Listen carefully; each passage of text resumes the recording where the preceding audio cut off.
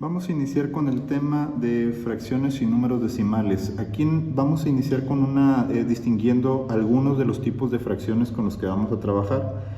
Y necesito que pongas mucha atención a este ejercicio porque posteriormente te voy a encargar te voy a mandar a la plataforma de Classroom un formatito de un mapa conceptual, el cual tú vas a completar a partir de las definiciones que vayamos a ver en esta sección.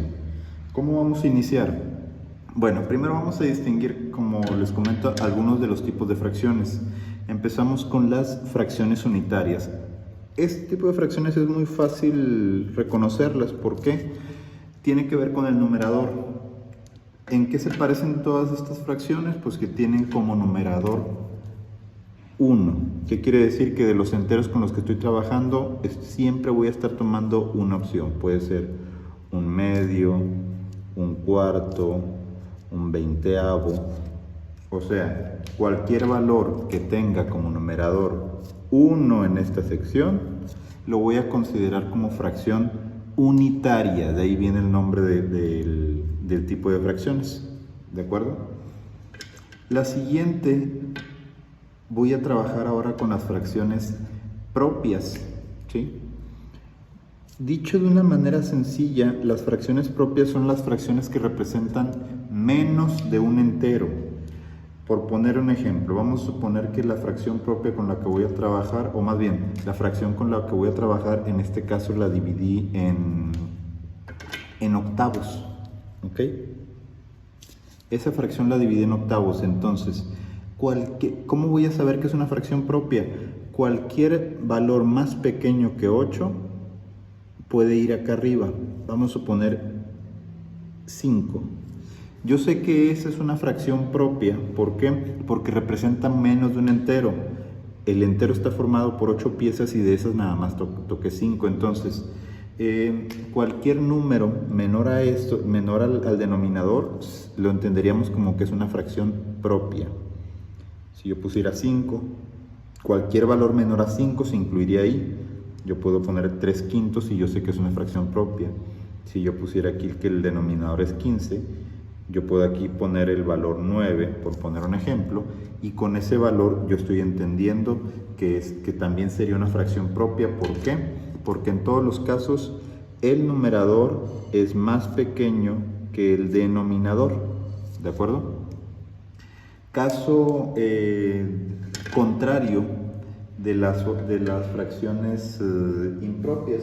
Aquí pues definitivamente, aquí me está representando la situación contraria a las propias. Una fracción impropia es aquella que me representa más de un entero, ¿ok? Por ejemplo, vamos a suponer, empezamos igual como lo hicimos en la anterior. Voy a inventar un numerador, ¿ok? Yo digo que el numerador es 4. Quiere decir que la fracción propia es una fracción, para que sea impropia, perdón, quiere decir que el numerador tiene que ser más grande que este. Eso sería una fracción propia. ¿Por qué? Porque tengo más del entero, lo cual quiere decir que es un valor más grande que el entero. Entonces, para yo distinguir una fracción propia, es una fracción que el numerador, a diferencia de las propias, es más grande. Si yo pusiera el número como denominador 10, para que sea impropia tiene que ser más grande. Yo pudiera poner el número 15. ¿Qué quiere decir esto? Que tengo más de un entero. Si yo pusiera el número 18, yo sé que para que sea una fracción impropia debo tener más de eso. 30, ¿sí? Entonces, como les comento, a diferencia de la impropia, en este caso son fracciones que me representan más de un entero. Aquí está. El más grande es el de arriba. ¿Qué quiere decir? Que tengo más de lo que tengo, más del entero que estoy manejando. Y a partir de esos, yo voy a relacionarlo entre estos dos, ¿sí? Las fracciones impropias y mixtas tienen mucho que ver. ¿Por qué? Porque una fracción mixta también es una fracción que representa, bueno, lo pueden escuchar en ocasiones como número mixto o fracción mixta.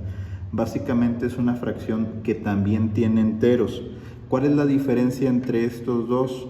Es que en este caso yo tengo que calcular, decir, bueno, el número es más grande, por tanto sí completa enteros. En el caso de las fracciones mixtas, no. En la fracción mixta, visualmente yo voy a identificar cuántos enteros estoy representando ahí.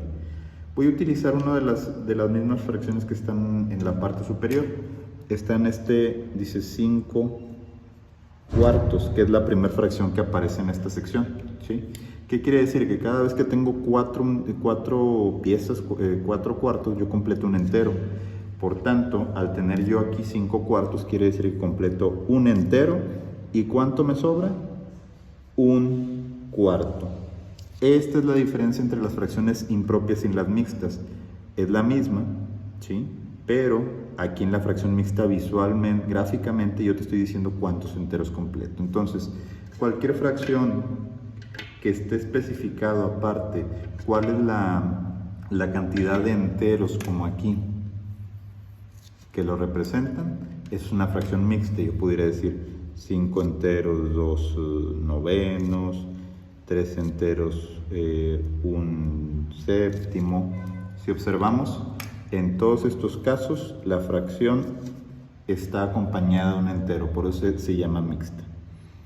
La siguiente dice fracciones enteras. Lógicamente, como su nombre lo indica, son fracciones que representan enteros, pero nada más enteros. ¿Cómo? Pues algo tan sencillo. Yo sé que si yo manejara el denominador 3, yo sé que para completar ese entero necesito otros 3, ¿sí? Eso sería igual a un entero. Yo sé que si el denominador es 6 y el 10, perdón, y el numerador también es 10, en ambos me están completando un entero, ¿ok? Esto es lo mismo. Estas fracciones enteras, si observan, numerador y denominador son iguales, por tanto, en este caso completamos un entero exactamente. Y por último, hay un tipo de fracciones que conocemos como decimales. Esas nos ayudan mucho a la hora de convertir de entre números decimales y fracciones. De eso después lo vamos a trabajar. Pero vamos a utilizar un término que se llaman potencias. Ahorita te explico por qué. Las fracciones decimales tienen que ver con el denominador. ¿Por qué? Porque el denominador es una potencia de 10. Ojo, yo entiendo que ustedes todavía no han visto lo de potencias. Dicho de una manera sencilla, hay veces que yo trato de no complicarme con los alumnos y les digo que las potencias de 10 es un 1 con ceros. ¿Por qué? Porque una potencia de 10 es el 10 multiplicado por sí mismo la cantidad de veces que se desee.